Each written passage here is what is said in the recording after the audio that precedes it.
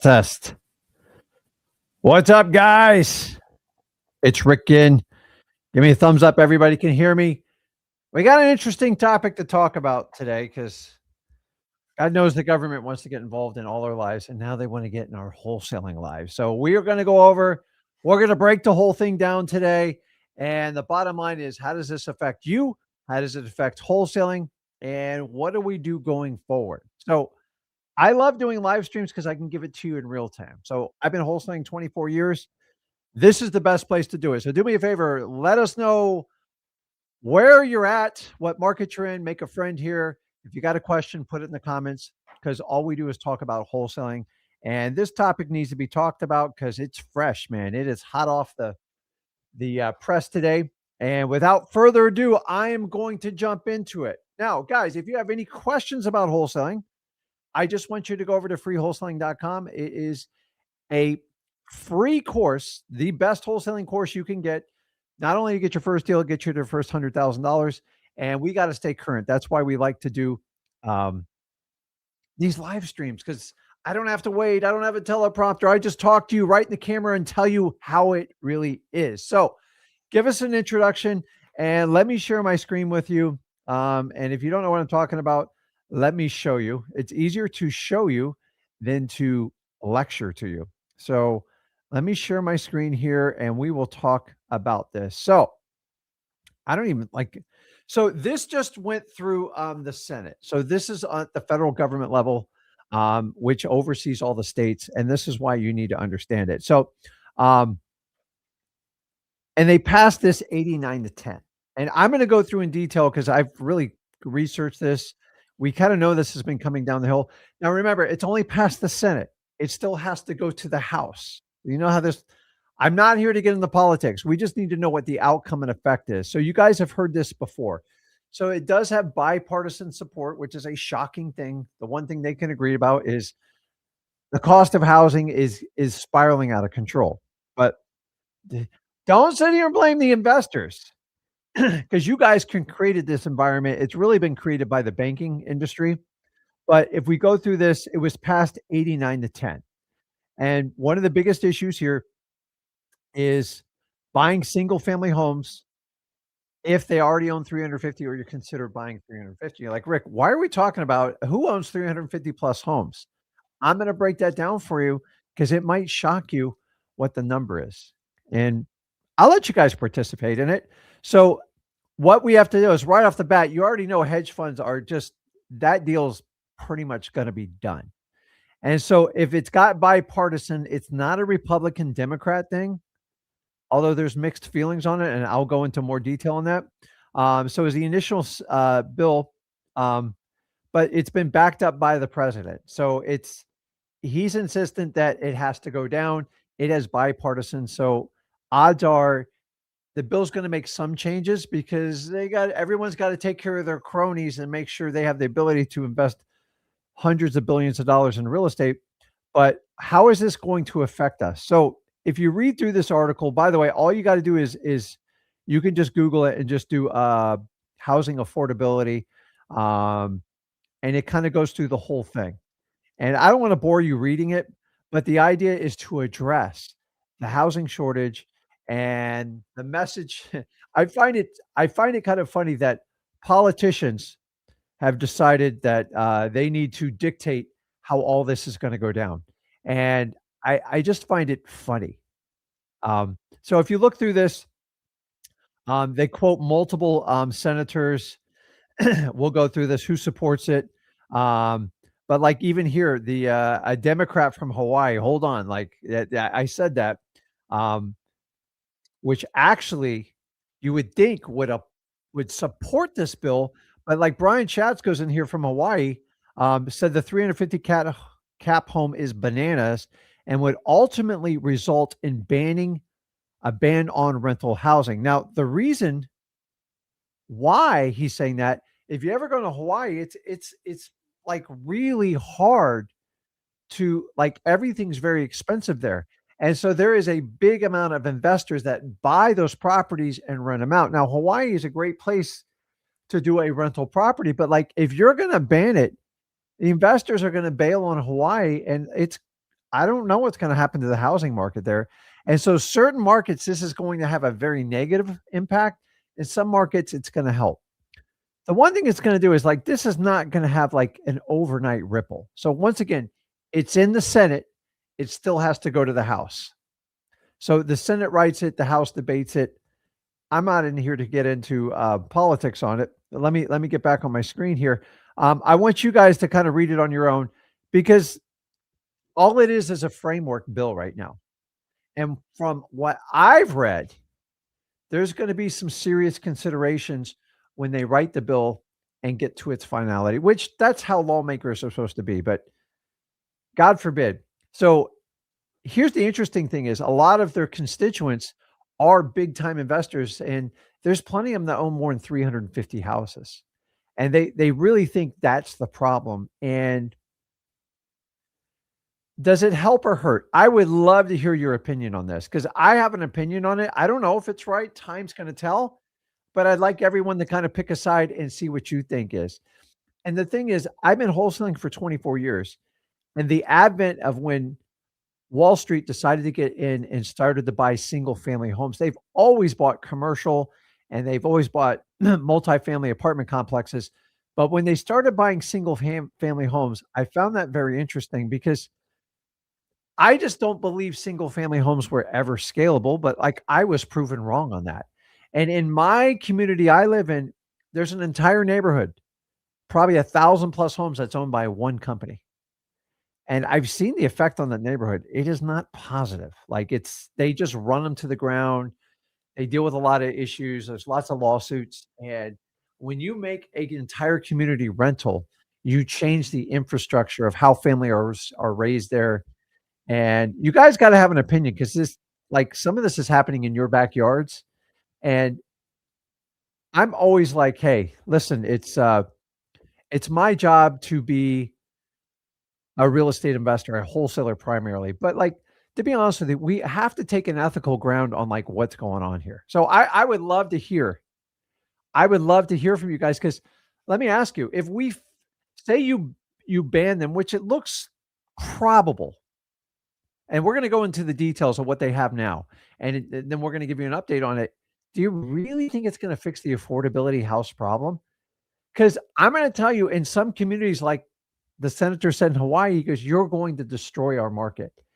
And I see markets where they actually provide affordable housing by owning these because, like, let me tell you, in South Florida, for me to buy a house right now, this is why I don't really hold any more property in Florida because I've had my run up, dude. I've made a ton of money.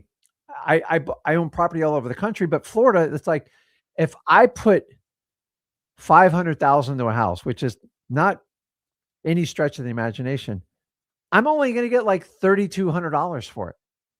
So I can't even make the math work. So I have to be willing, ready for this, almost pay cash for the property and then just take it off. And what happening is rich dudes are buying these properties just to get the tax write-off, and they know in the long run they'll probably make out well. But if you are going to go out and buy a house $500,000 and do a amortization mortgage and put down 3 to 5%, you're going to be like 4 or 5 grand a month, probably around 6 with everything. And so you understand this could tip the scales in an opposite direction. And I'm just telling you is like, I'm always on the wholesaler side, but, like, I believe we have an ethical responsibility in what we do with our properties because these are communities. Like, we're not doing this in commercial markets for the most part. And I just like, we got to talk about this. So for the longest time, like, people have told me, Rick, you got to deal with hedge funds. And I've sold a few properties to hedge funds. Honestly, I was never crazy about it. Now, who are we to turn down when somebody wants to buy one of our properties? In fact, I've turned people down for ethical reasons. So here's the deal is, hate to tell you, you can't buy more than 350 homes. You are correct on that. But there's a psychology in how they've done this, and I want to break it down for you. And I want you to understand it. So we're not just, so here's the thing is, I'm always fair whenever we bring up a topic to let's talk about us, the investors, first and foremost. Then we talk about what the effect is on the real estate market, specifically wholesaling. And then we talk about what is the effect on society when we do stuff like this. Because I'm not here to make this country worse. I already think housing's nuts. I believe most of the housing problems are really created by a lot of politicians that are paid by these lobbyists between banks and lawyers, and there's so many wild excessive fees that I'm telling you, I believe 10% of a house just goes to pay the house, to pay the bankers, to pay the insurance companies, to pay all the counties their recording fees. It's ridiculous. Because I'm gonna be honest with you, if you just took blockchain, and I'm not here tonight, it would 100% solve your title chain problem. But, oh my god, that's too streamlined and it puts too many people out of a job. I don't think it's ever gonna happen. It literally solves the problem. But here we are talking about a ban, and some of you guys, if you went from 2016 to 21, 22, you would have found out that hold on one second here. Um, Hedge funds were like a real deal. I didn't like their contracts. They optioned you. I thought it was ridiculous. So I would love to see in the comments right now who has sold a property to a hedge fund in the last 6 months. Let's just take a poll here. Who's using this? Because I don't even know if it's that big of an issue right now. I'm talking to you guys. I haven't sold to a hedge fund probably in 9, 10 months. And it was like pulling teeth the last time I was doing it. So I want to have an entire discussion because I believe we owe a service to our country to help people a lot. So Max is on here, the king of dispo. I love. He sold a lot, and he's one of the greatest guys to talk to about dispo because I'm not the hedge fund manager specialist. I know I'm not. So I like to work with people like Max and other people to dispo our deals nationally. So that's why I'm asking. I can't give you my opinion because I don't have enough data to back it up. I know from 2016 to 2022, it was actually pretty easy to sell them. I've seen a bit of a shift, but once again, I that's not my area of focus. That's why I like to do JV deals, so I don't have to deal with that. But I'm old, guys. What can I tell you? So I'm reading mass numbers. Uh, but here's the thing is um I'm putting Max coming up here. There's a lot of small hedge funds with less houses than yeah, okay. I ain't got 350, I'll tell you that. So let's talk about it. Let's just run through like the basic framework and then we'll just have an open discussion about it. And then we're going to talk about housing affordability. I would love to get your feedback on, where is this really going? Because I see a lot of stuff happening in our industry. I don't think it's overly positive. I'm just being like, and I've enough skin in the game. I have enough real estate and I've had a lot of time in this and I've seen what works and what doesn't work. And here's my personal opinion. If the government overextends their hand, there is usually a negative reaction. Because I don't know about you, like anything the government tries to manage, it usually becomes a problem. The idea of this bill, just so you know, is to get rid of greedy corporations that are driving the price up for real estate. Okay. So let's say the ban gets passed, which it probably will. How soon should I expect prices to drop down? Do not hold your breath because our government officials are infamous for finding a way to drive up prices. Or, hey, when you sell a property, if you sell more than X amount, you have to go through this government agency and you have to be registered and you have to pay a fee. And you know how all this crap goes. And that part makes me a little bit nervous. So let me just jump in and let's talk about what's being proposed here. And you guys can put in your comments and I'll follow up with them. So today it's all about affordability in real estate. And I actually give them credit for actually trying to address this, but let's look at the good and the bad on that. So the question is, did Congress just ban cash buyers? Yes and no. Listen, hedge funds, guys, if you're in dispo and you're not dealing with a hedge fund, you don't have all your doors open. I am not the dispo king. I'm the farthest thing from it. And I've dealt with the hedge funds. I just know there's a lot more hoops you got to jump through, but sometimes you do what you got to do to sell a property. So here, Our basic scenario right now is we have a housing supply shortage. Housing supply shortage, and here is the stat. Now, I don't know how they come up with this stat. I don't know if it's based on the population and some sort of algorithm to figure it out, but here's what the claim is. This is the overall problem in our country, the United States.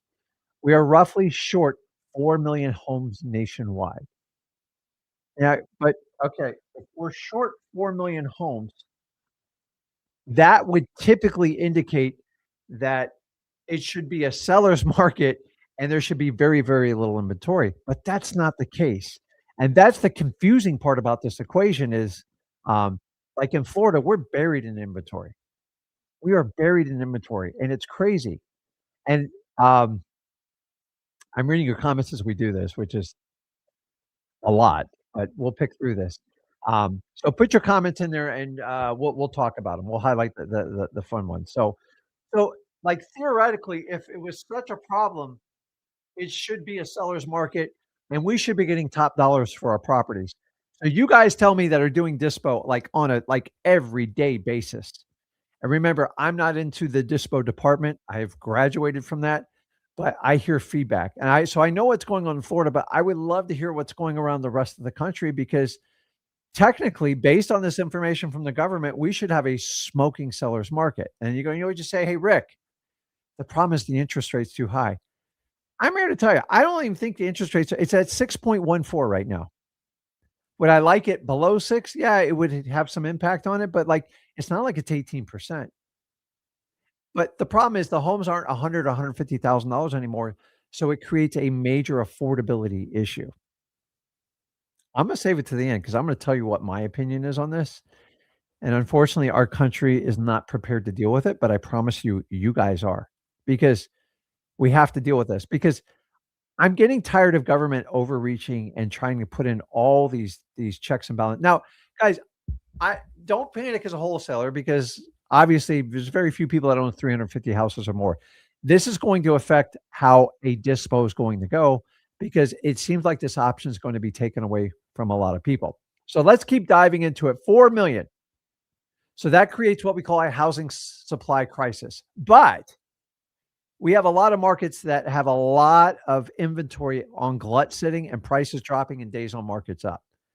So I believe that a lot of this, and let me know what you guys think. In certain markets, there's deficiencies, and other markets, there's oversupply. And it just proves to the point that all real estate is local. It's localized, and you got to figure it out. So, rule number one, as I give you this information, find out where your market is, because you might be on the upside of this, and this might have a positive effect on your average assignment fee because there's such a housing crisis where you are. There ain't no housing crisis in Florida. We have, in my opinion, we've overbuilt. We have a disaster coming on hand with the condo market. We can talk a little bit about that. I mean, an absolute epic disaster, in my opinion. And the state of Florida is in a terrible spot because they can't figure out what to do without breaking people's bank accounts. And because most people in Florida in condos are usually senior citizens on a fixed budget and they want everything fixed. The problem is it's about $115,000 per condo owner in the state of Florida, and you're gonna drive a lot of senior citizens into bankruptcy. But we'll talk about that. So, and we will talk about I listen, put it in the comments if you have something that's you think screwing up the affordability of housing past interest rates. I want to hear about it because I got a lot of opinions on this, and I just wish some people more would listen to me. There's certain techniques I just stay away from. Like, I can tell you one right now. Well, I'm not gonna get into it because it's gonna open a whole bag of worms. So let's work through this. Number 1, guys, put in the comments if you like anything you think on affordability that you think would work. I'm wide open to it because people are gonna have to start thinking radically different how we do real estate because at the current trajectory we're doing, it nothing may how can we be short on properties, 4,000,000 and have a buyer's market? Doesn't make sense. It's absolutely crazy if you think about it. So let's dive into this. Um, I'll give you my opinion, I promise. I want to get as much feedback as I can because remember, my opinion's just my opinion. It doesn't mean it's right.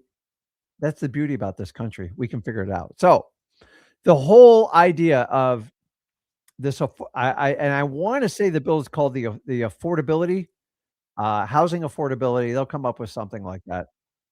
Um, but it's to prevent large institutions from buying large lots of single family homes. And there is a lot of people out there that own a lot of properties. Now, I could give you all the stats and all the things on it. But here's the most important part you have to understand. These are the numbers that they're proposing in the framework. 350 houses or more. I go, "Phew, I'm covered. I'm good." But it's going to affect much more than just regular home investors. There's companies where people do syndications where they buy into large lots of single family homes. I've always said, I'm gonna be honest with you, if you're gonna buy large chunks of real estate, in my opinion, you're better off just going commercial and buying apartment complexes. Why? Because they're all connected. You get synergies, you get scalability, and you get one roof, set of plumbing, and you can have full-time staff that deals with everything. So if it's 500 units in an apartment complex, 500 houses is an absolute nightmare. I don't care what you say. So I go nuts with the stuff we own, and it is easier to own apartment buildings. It's scalable. It's run off the net operating income on it. What's the difference between multifamily and commercial versus single family home is one's based on cash flow, the commercial multifamily, and the other one's only based on comps. And comps are severely affected by market influences, interest rates, supply, demand, everything. And so I found it interesting that Wall Street found a crack and they ran with it. I don't blame them. You guys let them do it. You can't fault this is what capitalism is about, and this is the struggle I have. How are we gonna put limits on it? And think about this, 350 homes, how do you think the shell game is gonna be made? I just form another corporation. This one's got 349, this one's got 347, and I just like, here's the reality, whenever the government comes up with an obstacle, clever entrepreneurs figure a way to work around it, and that's I think you're gonna have a lot of that going on. I think the big institutions will stay away from that. So let's think about this. What percentage,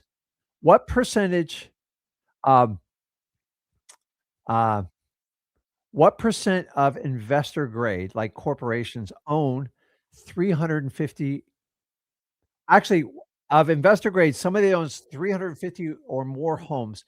What percentage of the real estate market from 0 to 100 do you guys think that is? Put it in the comments because I got the stat for you, and I was shocked by this. I could not believe it. I'm like, "Why are we passing laws?" Like, I don't understand. Like, let's get to the root of the problem. So what do you think? On 0 to 100, what percentage do large institutions own single family homes in the United States? Less than 1%, that's a good one. And Max got a good point on it. Like a lot of these are smaller hedge funds. Maybe they have a couple hundred properties, 150, some less than 50, 1% 50. Here's the number. So listen, like if it was 50 or it was 25, I actually kind of agree with it. It's not low, guys. I mean, you all are getting close here. Let me put the number up here. It's 3%. It's just 3% of the market. And honestly, I assume 2% would be a default number anyways. So if you look at the average amount of homes in distress in the United States, it's between 1.3 and like 2.6%. So is 3 shocking to me? No, it's actually, in my opinion, it's actually insignificant. I believe the problem it has the impact on these communities that creates these headline stories. And I just 3%. We're going to write entire legislation for 3% of the real estate population. And keep in mind, a lot of these rules put in place where you guys have all your expenses, they are pushed by lobbyists that represent the banking industry, the insurance industry. Those are the two. So banking, insurance, and let's not forget our property taxes, guys. That's driven at a state county level. It's ridiculous because they get carte blanche. So every time the property tax bill goes up, the insurance bills goes up. This is what's really pushing real estate over the limit. Because here's the problem right now is the cost of a house has gone up to so high that even a four or $500,000 home, if you make a modest income, most people aren't going to make the threshold because the less you put down on a property, if you put down like 3 to 5% with any of these programs, a first time home buyer is you're going to have to what happens if you have less than 10% in equity on a property? Put it in the comments, guys. If you have less than 10% equity on a property and you go to get a mortgage, what is the bank going to require you to do? Put it in there. I know what they're gonna make you do. I had to do this when I bought my first home. I was like, "This is absolutely insane." And to try to get this thing off, it's a real challenge. What is the name that you have to get on when you get a mortgage when you have less than 10%? Mm, that's it, PMI. Pri so private mortgage insurance. Has anybody seen the going rate for private mortgage insurance? It's unbelievable. And here's a little catch.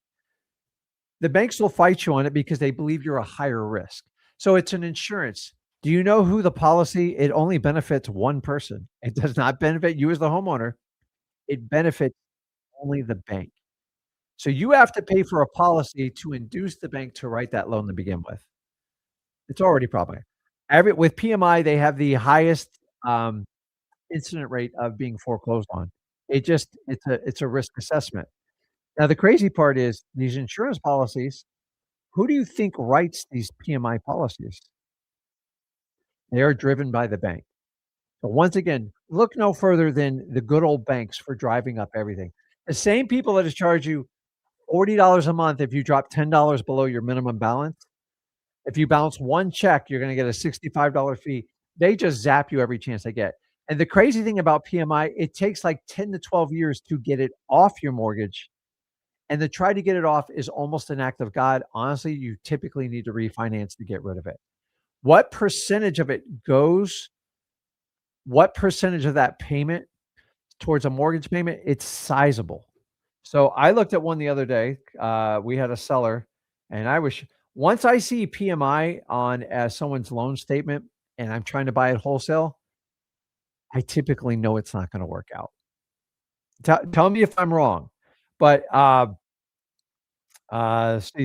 saw one the other day. It was $329. And I wanna say they had a $2,400 mortgage payment. I mean, so it represents usually between like 10 and 12%. So you wanna talk about affordability, it will not protect you. Like, honestly, maybe you shouldn't just be given the loan. Like, that's my take on it. It just says you can't afford it. So there you go. Jonathan's now you're taking me back to old school, man. So, guy I'll tell you this, I could do it now. I don't get they're not gonna sue me. Um, the main way you got paid as, like, a rental agent, because I went to college and I went that glorified, like, finance job, and I wound up being, like, a salesman for a rental car company. You sold that collision damage waiver, and, guys, it to me, I used to sit I remember sitting with the vice president of the bank, I go, "So, I sell someone a policy for 14 bucks a day. Hopefully, they keep it 30 days. And if they wrap the car around the tree, they just drop the keys off and walk away." Honestly, we got killed on that more than anything. So that was an income thing, and my job was to press the employees to sell the crap out of it. Even sell it when people didn't need it. And here's my belief, just like I tell you in wholesaling, if you don't believe in what you sell, like you don't really truly think you're gonna help people out in wholesaling, you will get destroyed. Like, I believe whenever I meet with a seller, I'm their absolute best opportunity to solve the problem. This is why I left enterprise. I hated it. I never believed in what I sold in. So, I'm just telling you, your insurance policy usually covers you and will transfer to that car as long as you're the valid driver. So, I'm there you go. You see, I just gave you rental car wisdom. It's absolutely nuts. They still tried to stick it with so now what they do is they sell it to you for 25 bucks a day, and they only pay the first $1,000 of damage. Do the math on that. Once again, underwritten by an insurance company, that's a derivative from a bank, and they're looking to screw you over. So I never trust insurance companies on anything. And guys, by the way, the title insurance you write, I have been in multiple lawsuits on crazy deals. And who do you think the insurance company, when they underwrite title, who do you think they're trying to protect? They're protecting themselves. They don't care about you. They don't care about the seller. And they will run the real estate agents and the title company under the bus. Why? Because I've been through it. Most of these policies are to the benefit of the institutions, the banks, the insurance companies. And why do you think we have such an affordability issue? But we have to understand that. Okay. Well, here's a reality. You guys realize back in like the 40s, more like the 40s, 50s, and 60s, people only bought homes like they could realistically afford. And I remember seeing some old literature where a lot of times um, it was like 2.5 years your salary, right? And so it was never that big of a deal. It wasn't like you weren't giving up 50% of your income to pay for the mortgage. And to me, it's like if you can't afford the car, go get like the Honda Civic with the two doors off of Facebook Marketplace. I know it's painful, but we have to find a way to get people back. I think a lot of people in America just I think they just overbuy their properties, and this is the problem with it. So, um, we can't so let's get into it. Let me get through it, and then we'll have a discussion, on everything else with it. So, um, 350 homes is the cap. Now, here's the interesting thing is, it's funny to watch, politicians because you just need to know where they're coming out. So to find a Democratic senator from the state of Hawaii, to be honest, one of the most liberal states, beautiful, beautiful place, never been there, but they don't support the bill. It's kind of funny because they're representing their constituents. They know it's going to be a problem. So what they've written into the bill, but let's look on. Let's so in the same party, I'm seeing things, and I'm not trying to promote this person. I'm just giving you facts. Our favorite Pocahontas here, sorry, I had to do it. I couldn't help myself.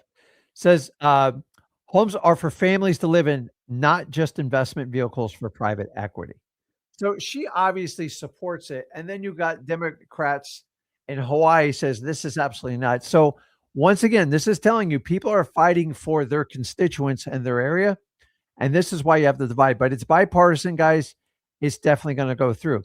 The other part they did on this is they put a so this is one of the frameworks they're discussing is they put a 7-year limitation. So you have the ability to buy. I put it here. You have the ability to. Let me put it up here for you. Investors can still buy. They can buy homes that need major renovation. They can build new homes for rent, operate build to rent communities, but there's no real parameter set on it. And basically, what they've said is you have to sell the home after 7 years. So if you want to get in and renovate an entire community, get it up to like to rental. But like the question is, okay, if I own say 500 homes, I rehab them all, we brought the community up better, and I rented them out 3 to 4 years. Are you telling so here's where the catch is. This is the crazy part. Say you did it. Say you bought a community, 500 homes, you fixed them all up. You actually put them out for affordable renting in the house, right? The reason why institutions buy this is they want to sell everything as a package. The thought of trying to sell 500 homes one by one, it's literally I don't think you could do it in a reasonable amount of time. Honestly, it could be a 5 to 7-year proposition, and what's the wild child? If you guys sell them one by one, you are open to market fluctuations. Guys, we have a war going on globally right now, and if you agree with it or not, it doesn't matter. It has an effect. You see what it does to oil, you see how the markets are all waiting to see what happens. Everyone's sitting on the sideline. This stuff could happen just like that, and I'm hoping this stuff gets over quickly because I nobody likes uncertainty, but, like, how am I gonna sell 500 homes if I gotta do them one by one? And here's the catch, guys. This is the crazy part about the bill. When they do that, they're going to create something to where renters may get the first opportunity to buy them. Read into this. Read this again because this is crazy. Now, I'm all about making stuff fair. I was the first one to scream at the courthouse steps when they did foreclosure auctions, when people used to show up. It was all collusion, and then they priced everything up and they squeezed every small investor out. I said, "Why don't you just do it online and make the whole thing anonymous? That makes it fair." I almost died over that comment at the courthouse. I physically watched fights break out. It was inevitable. I go, "They're going to switch to an anonymous bidding system." So this one, renters may get the first opportunity. Okay, how do we establish that? Are they the people renting it? The problem with this, if you guys have ever sold your house to one of your renters, it takes time. They don't have great credit. There's a reason they're typically renting, and it's gonna be problematic in my opinion. And so, do I have to go through a government portal to get my property sold?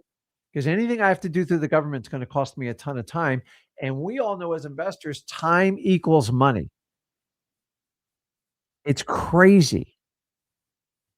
Like, I don't know how they're gonna do this fairly, like, so who do I have to register with, and who's am I going to have an affordability housing officer, like, come after me? Like, what is gonna happen with this? And I would love to get your opinions on this, because this is the crazy part about this.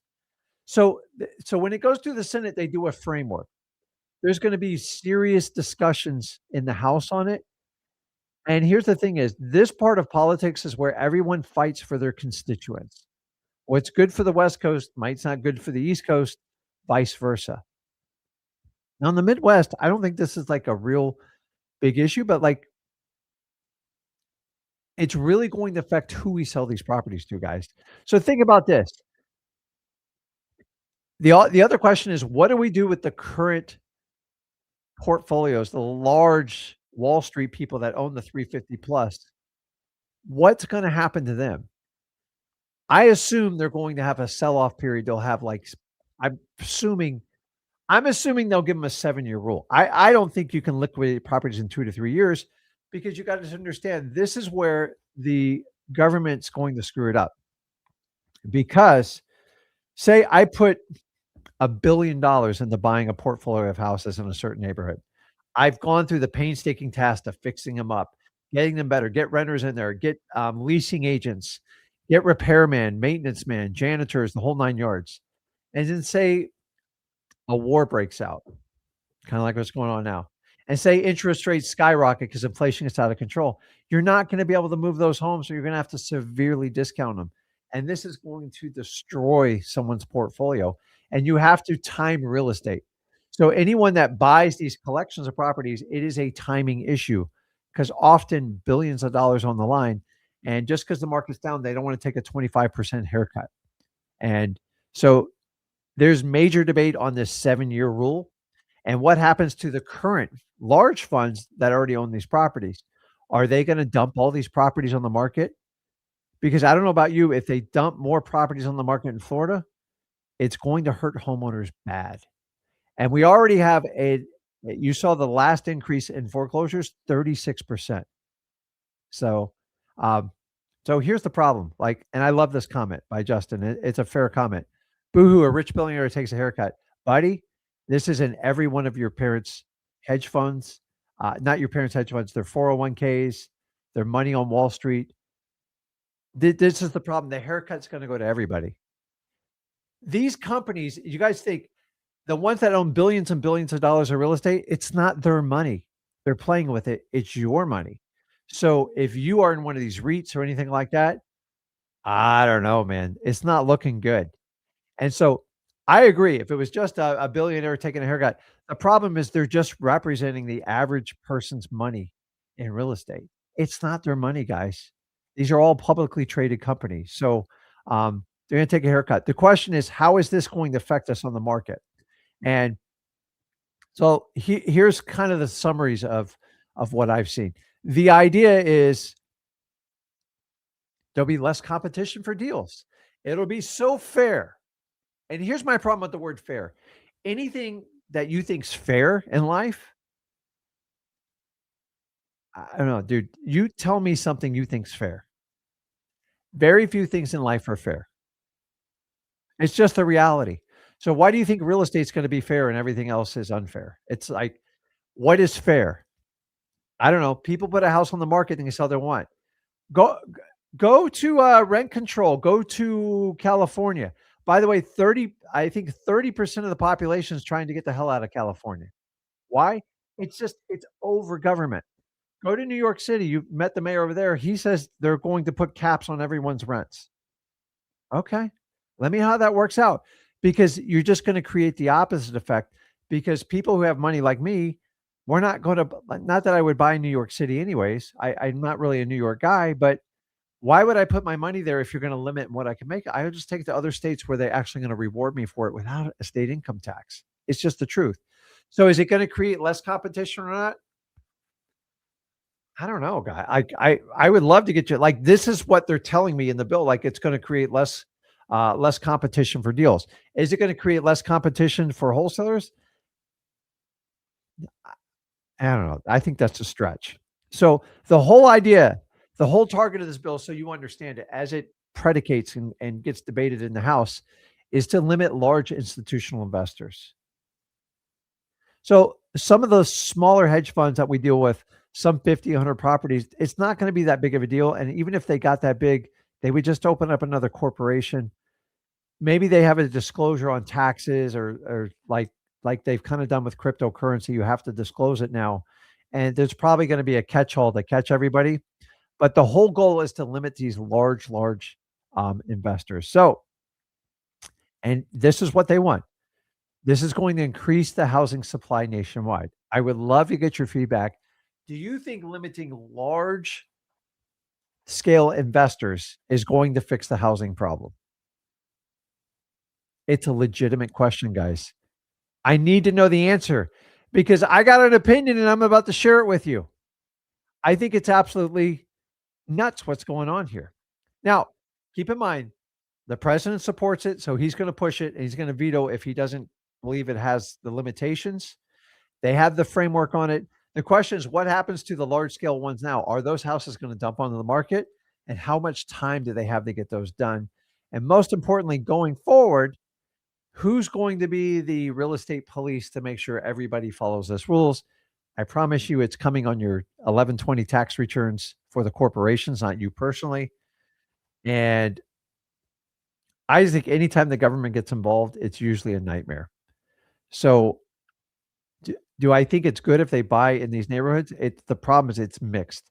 And the problem is if it's only 3% or less, I just don't think it's a big enough obstacle to go ahead and limit people to do it. Because once you start to pass this rule, you're going to open Pandora's box. And when you get a more, how do I say this, progressive administration, they love to pass legislation to have control of everything so they can increase their taxing authority, so they can spend your money, so they can gain more and more power. But I'm getting off base here. So here's where it stands right now, guys. Ready?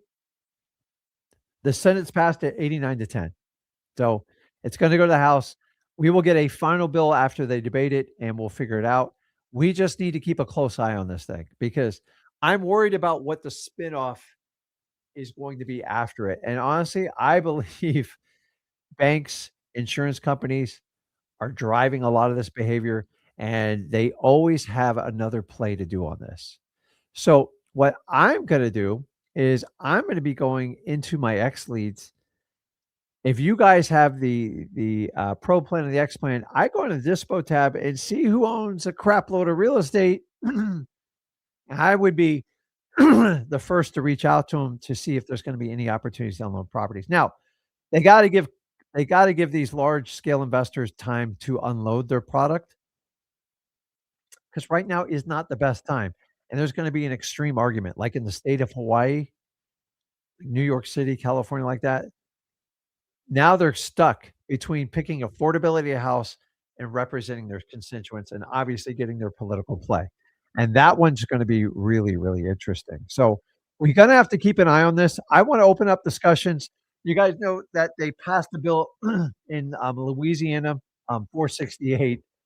I mean, Go watch the video that, Zach did on it. It's a real eye opener, and listen, I'm not gonna sit here and deny that they're trying to put pressure on wholesaling. Most of these laws would never stand up in a federal court. There's just no way. There's no way. Uh, is but the problem is if you're going to cap everybody with 3% of the buying base, I just don't know how realistic that is. So if you look at, the Louisiana 468, they're basically trying to spin it to where anything you do wholesaling is illegal, and honestly, if stuff like this sticks, I do worry about the direction that lawmakers are heading in because it's th this overreach, guys, like, if you don't believe me, go over to Australia. I mean, if you wanted to or not, you did not have a choice. You were forced to get the COVID, and if you had a child, they would actually physically extract the child from you and jab them without your consent, and that is like, they have so overstretched that nation. I've never been there, but I'm just telling you, there is extreme so once they start like, we can do this, we can do this."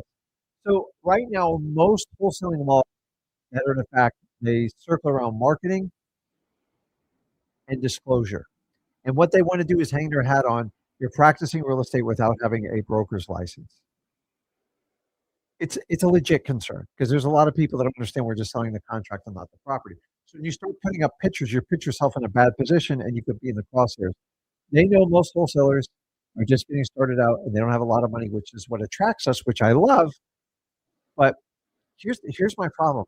I can't find a state yet where they're going down chasing wholesalers for these laws because I think they know how vague the laws are, how ridiculous they are, and how stupid it is. Because at some point, if we keep on this current projection, you as a homeowner, when you buy a home, you're going to have to clear it with the government to get it sold. Do you guys understand how screwed up there that is? And so I was told, "Oh, you can't do wholesaling in South Carolina." I went to South Carolina, I closed 5 deals. I didn't have any problems. Oh, and then people are like, "Oh, we're gonna hunt you down and we're gonna, like, tattletale on you." I go, "Really?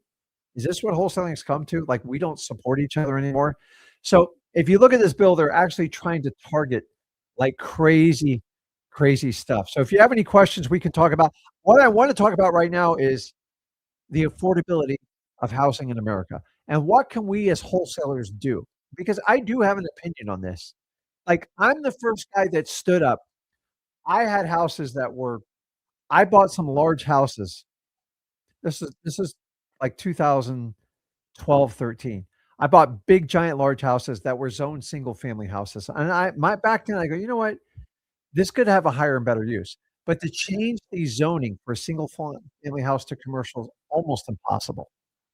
And so, I'm here to tell you is I got approached by people that wanted to do rooming houses, and sober houses, and I started to think and so I went under contract with, like, a sober house, and I started like, the neighbors started coming out and talking to me, and so back then, I used to spend a lot more time on the properties, and like, "Who are you selling it to?" And I'm like, when you can't look the neighbor in the eye because their kids are standing right there, I'm like, "Crap, he has no idea what's about to come to this project." So, I just was in shock, and I decided to cancel the sale and sell it for less money because putting a sober house next to a family with small children was just a bad idea, and I couldn't sleep at night. Now, could I legally do it? I could, but I told them, "Unless you got the permits and you could show me proof that you're gonna run it legally and above board, I can't sell you the house." They go, "You can do whatever you want." Like, "You can." I go, Yeah, but I'm not going to." Like, I can't sleep at night doing crap like that. So we're gonna talk about the affordability house because this whole thing where we're gonna mess with real estate, I wanna walk you through the history, and I wanna get your feedback on it. So, I'm seeing real quick, I'm seeing the question, I wanna answer them all. So, can I hold still? Yes, you can. The problem is everyone's trying to freak you out. And, like, honestly, my sellers know exactly what I'm doing when I'm buying their properties. I put it under contract. I did it when I had absolutely no money at all. And then I turn around and find cash buyers that wanted to take over my position in the contract, and they paid me well. And you can do that to this day. You just got to jump through a few more hoops. Most of the people I'm finding are people who need to sell a house. They just want to solve the problem now. They're not going to pick you apart. Who are you going to sell it to? How much I'm going to get for it? No, I told you I'm giving you 100 grand. You're getting 100 grand. Period. And if you overpromise and try to buy the house medium and try to sell it high, you're not wholesaling. So I'm telling you, every day I help people buy houses all over the country. I've bought 6 houses this week. It never stops. There's always there's over 140 million plus homes in the United States. On average, 2% of them are in big trouble. So you do the math. That's almost 3 million homes that always need someone to buy it. These are not meant for realtors. They're not meant for the average person. A trained wholesaler that understands how to help people out and is not this greedy salesman can help people out all day long. So, yes, you can wholesale. You have to follow more rules. You have to read more stuff. Unfortunately, you do. But I'm here to tell you, Justin, just so you know, Illinois has one of the toughest wholesaling laws I've ever seen. It's been in effect, I believe, 5, maybe 6 years now. Not one case has ever been filed. People are flipping properties left and right. And I just did one in Chicago. Like it's I the fear is just it's ridiculous. Am I telling you to disregard the law? Absolutely not. Am I telling you there's more pressure on wholesaling? Yeah. It's stupid though, because the problem is you're trying to control what capitalism's really about. Do we have bad wholesalers? Absolutely. But I could go across bad people are bad people. It doesn't matter what you put them in. There's bad creative finance people, there's bad wholesalers, there's horrible fix and flippers, there's bad real estate agents, and there's bad lawyers. So we can't be the ones taking the black eye for everybody. It just drives me nuts. So let's talk about affordability because I really want to have not a debate. I want to have a discussion. Here's what I see going on. Here's what's happened with affordability. Okay. Stuff got out of control after COVID. Let's just be brutally honest. How did we get to where we are now? Number one, let's talk about it. People decided I'm not going to wholesale anymore. I'm just going to find better ways so I don't have to compete with wholesalers. And this entire course thing went on. It's like, space flipping and what were some of the other ones? It was absolutely nuts. And all these are gone now. What happened? Oh, it didn't work. I don't understand. I'm confused. I thought it was amazing. They basically found ways where you could write more contracts, pay more money for the property. So now you can overbid Rick and Zach's purchase and you'll get the deal. But like I've always taught you, he or she that pays the most for real estate ain't a wholesaler. They're usually not very bright. But here's where it all started. And this was right before COVID, and then it just rocketed. Airbnb. Okay. I don't know if you guys know the status of Airbnb right now. It is a failed venture. And somehow you guys got duped into wholesaling with Airbnb. Think about this for a second. And by the way, I own Airbnbs and I do not like them. I do not find them very attractive and they're always problematic. Number one, it is a short-term rental. You are basically running a hotel without a hotel license. Whatever. I'm not. It's a brilliant idea. You do website. The only winner in Airbnb is Airbnb. On average, they take 15 to 19% of your profit before you even collect a dime. They're 100% in control of you. You have to. So if I go and get an Airbnb and I want to like get up on the listing, I have to pay. And they have derived the whole thing around money. And the problem is your entire business is dependent on the renter's review of you, and one bad review can destroy you. And by the way, Airbnb is the judge and jury if there's a problem, and they typically side with the guest. Now, number two, I don't know about you, but like being on standby to put in all the supplies in the house, all the towels, all the pots, all the pans, all the bedding, it's expensive. It is a hidden cost, and it will usually eat you alive on this deal. Plus, you have to pay a short-term sales tax, and then Airbnb throws in all these hidden fees. you're probably paying 20% plus to Airbnb. They're the only ones winning in this. And so what do you guys do in return? You turn around and go, "Well, I can't do traditional rental." So this is the problem, guys.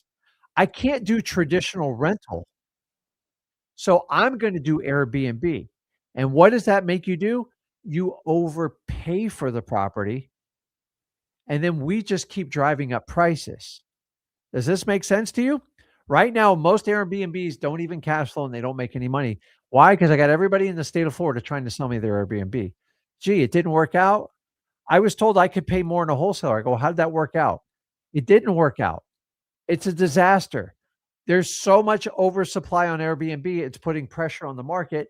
And this is a hangover from COVID, guys, that's coming back to haunt us. Does everybody understand that? That's a good point on Section 8. I'm going to bring that up. So, Airbnb did not fix affordability. In my opinion, it made it worse because you took properties that could have been for regular affordable housing and then you had them bid up. And now Airbnb's put a 20% premium on it. And then you got to get, all these, oh my God, the amount of courses that came with Airbnb and everyone's like making $1 million. I mean, I had millions dumped into Airbnb properties. I was broke with the income from Airbnb. And keep in mind, a lot of the properties I had were free and clear. So I just don't think it really made sense. And so um, I'll go back and rehash the bill, but because it's not done yet. So uh, Airbnb was the start of it. So what this is people taught you, whatever your gurus, trainers, coaches, Airbnb is the play. Why? Because if you got $3,000 for a monthly rent, Airbnb you can get like 5,000. Oh, but wait a minute, there's cost involved. Oh, there's vacancies. Oh, what happens if a war breaks out? What happens if there's a natural disaster in my area? Oh, nobody's going to account for that. Number two, nobody's ever addressed this Airbnb is what happens if there's an accident on the property? Who's responsible? Everyone got, oh, Airbnb's got you covered. Good luck with that, buddy. Who do you think they're going to represent their own interest and mitigate their loss? So if you go to court, you'd actually have to get your own lawyer and defend yourself. Number two, those of you that took your homes and converted them into Airbnbs, you have no coverage. It is a commercial venture and you have to go get a separate policy for it. 95% of people that own Airbnbs don't even understand that. And so you're actually putting yourself at greater risk and it's a bigger problem. And a lot of you guys are paying for insurance policies and you have zero protection because you never disclosed this. I promise you, if you disclose you're doing short-term rentals to your insurance company, they'll drop your policy faster than you can say it. I promise you. But hey, it gets better. Hey, Rick, I got a better idea. Prices are going up. Airbnb's dead. I can't sell a course on that anymore. So what am I going to do? Here's the latest craze, guys. I call it professional rooming houses, Padsplit. Now, it's a it's a great theory and idea, but guys, put in the comments, what do you think Padsplit helps out affordability of houses or does the opposite? Because you got to pick a side on this. No matter which side you pick, it's going to have a swing effect here. So I would love to. Do you guys think Padsplit is a solution to bring affordability down to housing in the United States? I would love feedback on this because this one's smoking hot right now. Everybody's talking about it. Oh my God. I'm going to go from Airbnb to the Padsplit. It's like, let's find the latest, greatest thing that happens. So here's what happens with Padsplit. Once again, my question is, does Padsplit help out affordability for housing in the United States in the long run? So you guys know I'm a marathon guy, right? I'm a marathon person. This is what I do. And if I know that, I want to do things the right way for the long run. So a lot of times I say things on here that aren't popular. Why? Because I'm not interested in being liked. I'm just interested in being respected. And if you can tell the truth, you can sleep a lot better at night. You're going to get a lot of flack for it, but it's the truth. Here's how Padsplit works. Airbnb doesn't work. So I'm going to go to Padsplit and I'm going to rent out each room differently. Hold on. Wait a minute. Just repeat that word exactly how you said it. I'm going to take a single family house that's got 5 bedrooms and I'm gonna reach rent out each bedroom for 1,500 bucks. 1, 2, what is that? I don't know. 1,500 times 5, I'm doing math here, and this sounds so cool on paper. That's $7,500 income. So 3 grand didn't work on a regular traditional rental. 5 grand now doesn't work in an Airbnb. So now we're gonna go to Padsplit, and we're gonna put more pressure on the cash flow of the property, and I'm gonna pay more because I can do this. I don't know about you, but I spend a lot of time in my city. They are hunting pad splits down like it's their job. They are, in my opinion, so most cities and counties have rules. You can't have multiple families that are not related living under one roof. It does nothing but cause rift. It causes problems. You have drug use, you have alcohol abuse. What about the neighbors? It absolutely destroys the neighbors. No, no, no, but this is how we deal with affordable housing. Okay, that's fine. Somebody rents it out for 1,200, they don't have to pay 3,000, 3,500.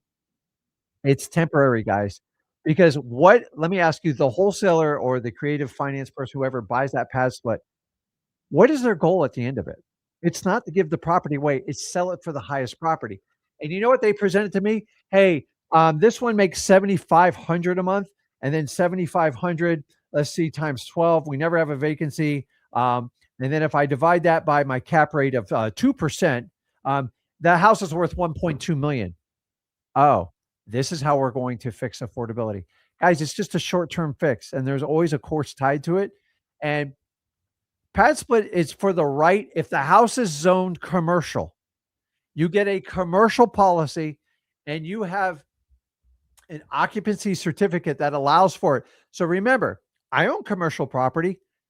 The cost for me on a commercial property to keep it up is astounding. I have to have exit signs. I have to be inspected twice a year. I have the fire inspector that comes out. I have to have upgraded suppressions. I have to have sprinklers in there. I have to have multiple exits. I have to have lighting.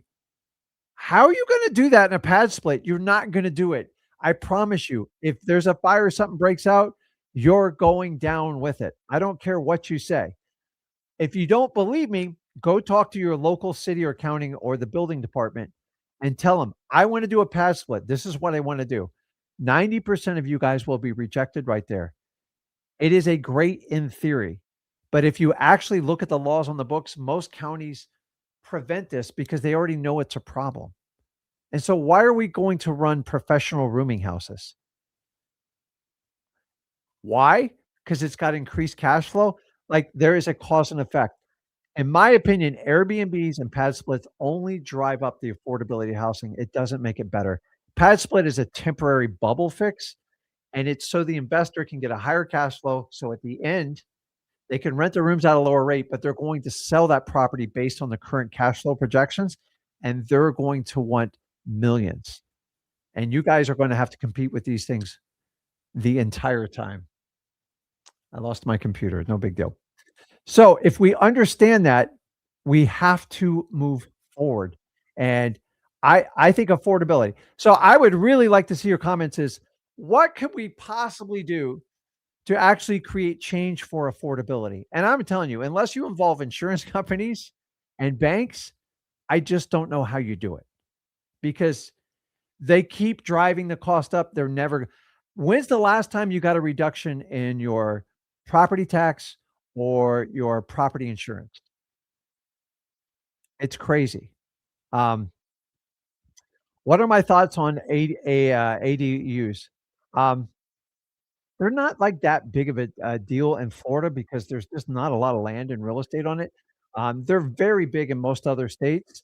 I don't have a lot of experience. I did one, and they hit me with all sorts of impact fees. I think I paid 30 grand before I even dropped the first brick. So they're usually cost prohibitive. It's usually a personal choice. If you can build it in the original plans, they work out a whole lot better. So, um, it's nuts what goes on, it bears you know what? I don't have enough information on ADU, and so that's a topic we need to explore. But the thing is, if we're go here's my whole point on this. Um, The idea is my challenge with Padsplits and Airbnbs is they are great in theory on paper, but in the long run, they're not thought out very well because it only benefits certain parties, and at some point, we gotta find something that helps everybody out in the United States. Here's the problem is, if I wanna go out I looked at doing an affordability on a project I bought 5 years ago, and we mapped it all out. I gotta be honest with you, the cost got so out of control, mainly because of the commercial, liability I had to do with it. Um, just so you know, I have a building where, like, the fire suppression system, it cost me an easy 10 grand a year just to maintain. I have to have a professional company monitor it. I'm forced to use the repair work. You know how much the repairs is? $225 an hour, and we're constantly repairing stuff. I'm getting to replace the pipes in the building. It's $82,000. These costs have to be passed on to somebody. And I'm all about safety and stuff, but, like, if I'm being eaten alive as a commercial owner, why do I have to compete with Airbnbs and pad splits when they don't have to do any of it?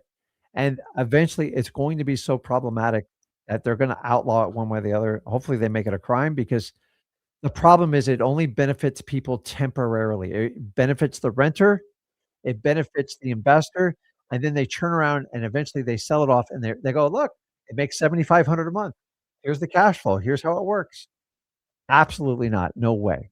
So, if you guys just hopped on a live stream, just let you know, there's a new affordability act that's passed the Senate 89 to 10, and it's basically going to restrict large scale investors, institutions who own 350 more homes. They're just not going to let them do it. How they bet them out? We've yet to wait to see that. What we're asking is, how is this going to affect your ability um, to dispo properties? So I got guys like Max chiming in, which is much more in touch with the dispo on it, who does JVs all over the country. And he's basically saying a lot of the hedge funds are way under that 350 cap hold. He doesn't see like an overwhelming effect. And the idea is to discuss it because I promise you the scare videos are coming out. And I apologize for the trade bait on there. I just do whatever I can to get your attention. My whole drive is about wholesaling real estate.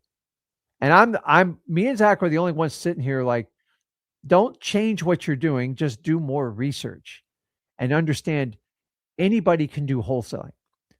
But if you're gonna let somebody scare you from wholesaling, I'm gonna be honest, you probably weren't cut out for it in the beginning.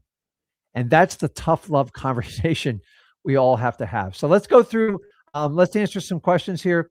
Somebody asked, "Hey, what about Section 8?" Now, Section 8 has all the best intentions in the world. And I don't know if you guys have ever dealt with Section 8. A lot of people, you can make a lot of money with Section 8. It is not sexy. It's not a get rich quick scheme. So Section 8 basically is where they get government assistance for housing. Usually, the renter pays a small portion, usually 20% or less of the bill, and these houses have to be inspected, and there's all sorts of things that happen. Now, I've owned Section 8. I'm gonna be honest with you. As an investor, I'm not a big fan of Section 8. It is a personal opinion. I do have friends that own large sections of Section 8s, and I believe the Section 8 houses, they're not explicitly explained in this affordability bill. I believe they're going to get them an exception for that because they can't afford to lose them. But like Section 8, I'll give you an example. In the county I live in, it's actually pretty good. So I've owned properties, I bought it with them. I've spent time at the Section 8 office. I know exactly how to get a house qualified and understand it. My only problem with Section 8, just is a lot of drama. There's always, how are we gonna get the rent paid? And often, sometimes I've owned as many as 10 or 12. That's the most I've ever owned Section 8. And so if you had a $1,500 rent and the owner's responsible for like 100, $125, is when they get in arrears on it, which it happens quite a bit, it's not easy. You just can't kick them out overnight. There's rules you have to abide by, and you have to constantly show financials and get the house inspected. So when people get behind on that small 10 or 20%, that is your profit, and it's a real problem when they don't pay it. Number 2, the houses get run down a lot more. I'm not even gonna hide it from you. And it's harder on the eviction and the turnover and get it. Now, if I go to my county to the north of me, St. Lucie County, They don't have funds for Section 8. And so it's county by county how they do the budget. It's allotted by the state, and it's a little bit confusing. So one county is great, the other county sucks. And that's the problem you have with Section 8.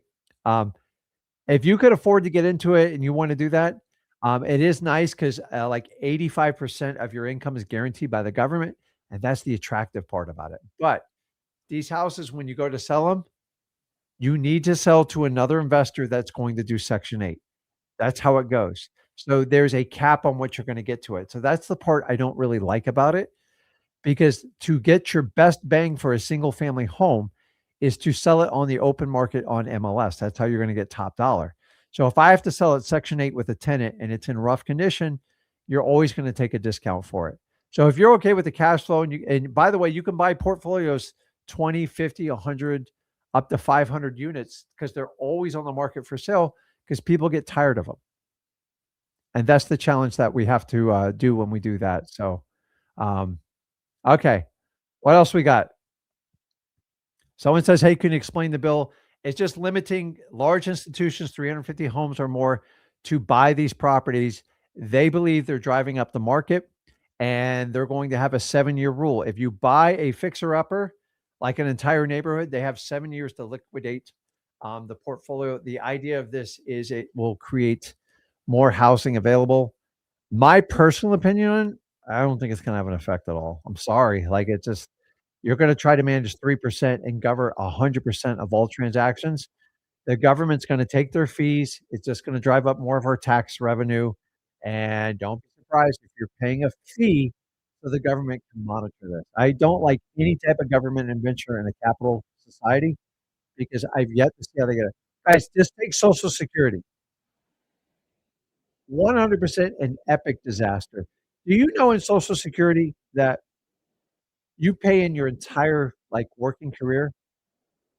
Say I worked my entire life. Say I spent 30 years paying in my, uh, my FICA tax, my Social Security, Medicare, all that stuff.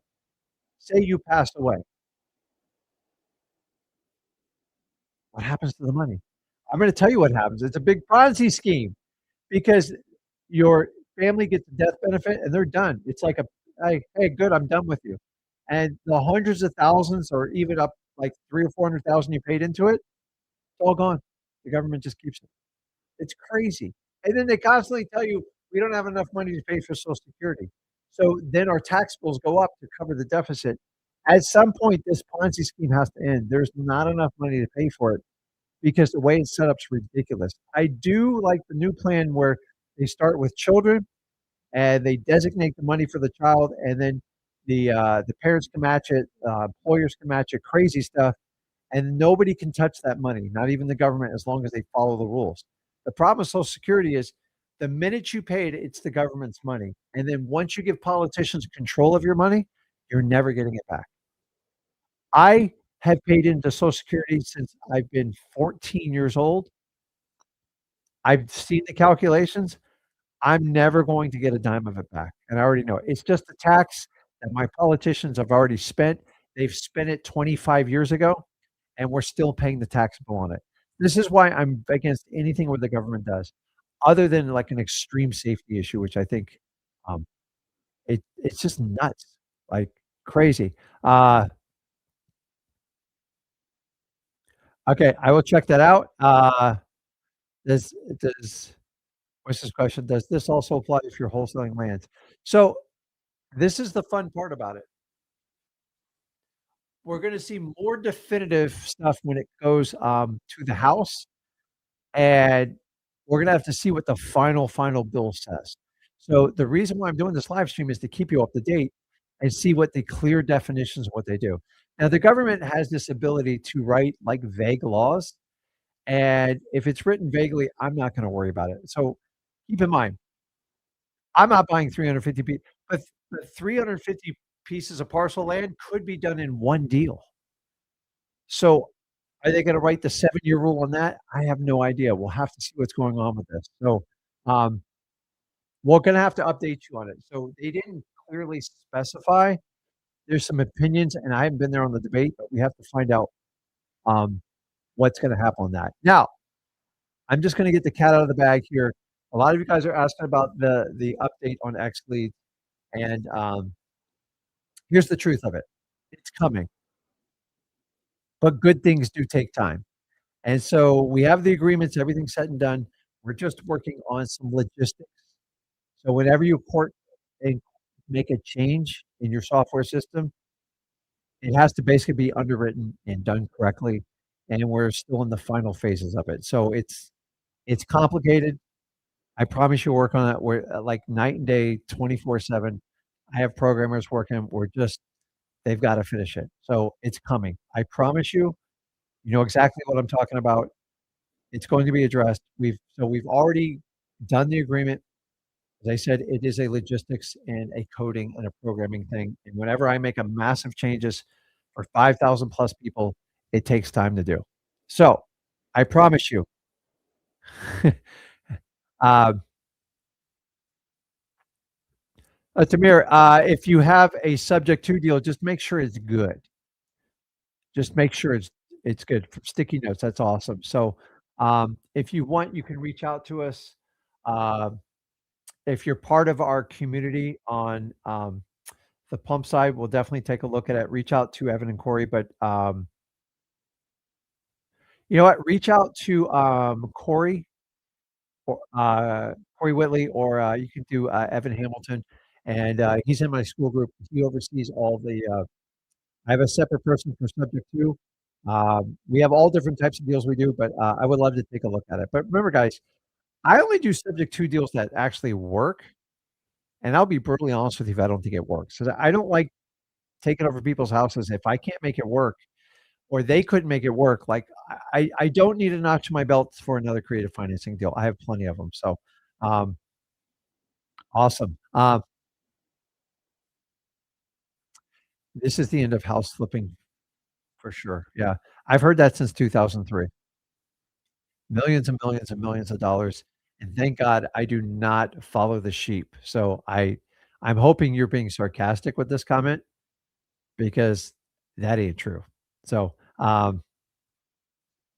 here's a good one is, uh, we house ex-veterans and ex-rehab people. I think it's all I so, they already have great programs for veterans, but I think anyone who gets discharged from the military should be in the pool of getting a preferential mortgage and preferential shot at some of this inventory. I would be wide open, and,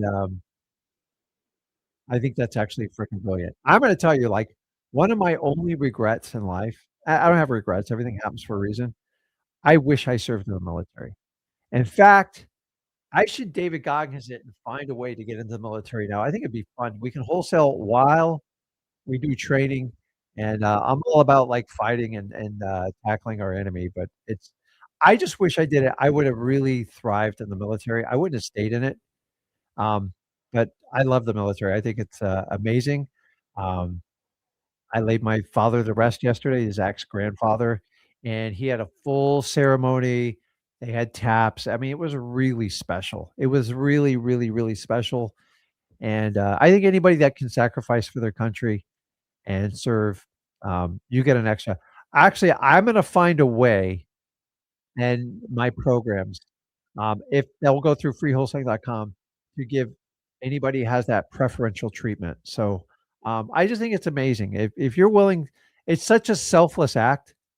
It really is. I think it's just awesome. I can't stop listen, without our military, I would not be here talking to you, and I don't take lightly anything. And the 6 recent soldiers we have, I salute them, their families. It is the ultimate sacrifice so you and me can do what we do. I love this business, guys. I think it's amazing, but I do think we have to stand up and fight for what's right. And I'm getting concerned with this country with these laws being passed to, like, we gotta make everything fair. It's not fair. Just how do we have Congress people less 4 years in that only had $1,000 of total income that are worth 30 and $40 million, and they're only paid 200 grand a year. I can't do the math for it.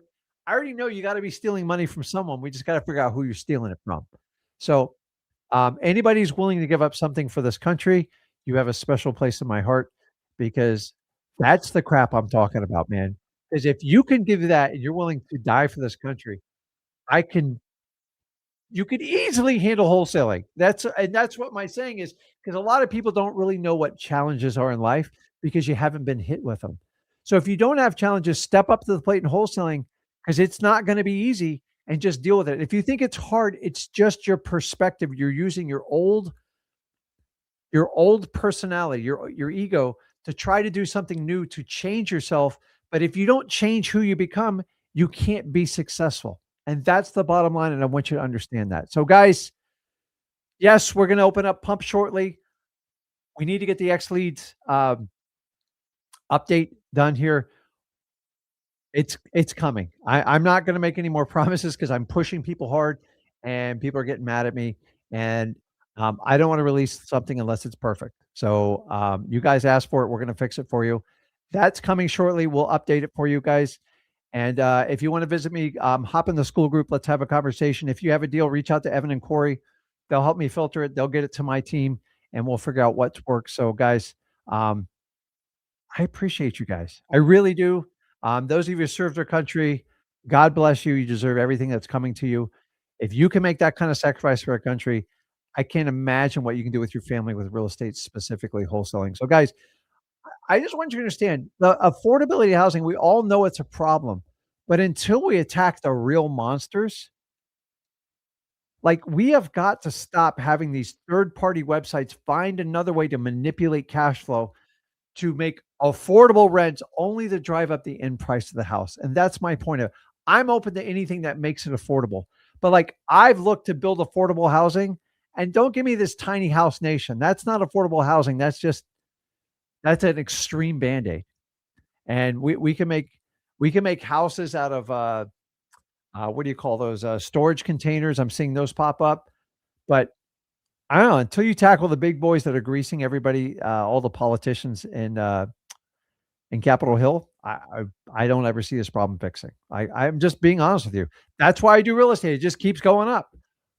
And as long as we keep driving the value of the dollar down and we just keep driving up and we keep creating government interference, honestly, it is a protection policy for you as the wholesaler. So guys, don't quit wholesaling. Read your laws. I'm not telling you to break them. These things are so vague and so ridiculous that most of them are unenforceable. So like this new layer that's going to come out, we'll get the final version of it. I personally don't think it's going to have that big of effect on anything. And if anything, it's going to free up more inventory, which will put more pressure on pricing on houses. But I don't know. Anything the government does, dude, I just don't believe in like to a point. So I'm talking about when it comes to the free capital market, because if the market does not correct itself, eventually it will blow up. Go back to 2007, 8. That was just the writing was on the wall. You gave everybody a mortgage and you gave subprime and people couldn't afford the houses. It was temporary. Who made money? Realtors destroyed it, not their fault. Mortgage brokers made an absolute killing, millions and millions of dollars with no liability on it. And then you and me are stuck to clean up the aftermath. But I make a lot of money, the mess before, the mess after. Guys, get into wholesaling. There is no timing. Just get in there, do it. If you want to learn how to do it, go over to freewholesaling.com. If you got value from the day, do me a favor. Make sure you press that little button that hits subscribe. The best compliment you can give to me. Me and Zach pretty much bring everything to you for free. We try to give you the truth. We try to talk about both sides of the equation. And I'm talking about stuff that could hurt me as a wholesaler. But we have to have these honest discussions to make progress and understand it. We'll update you as it keeps going, guys. Have a good one. I'll see you soon.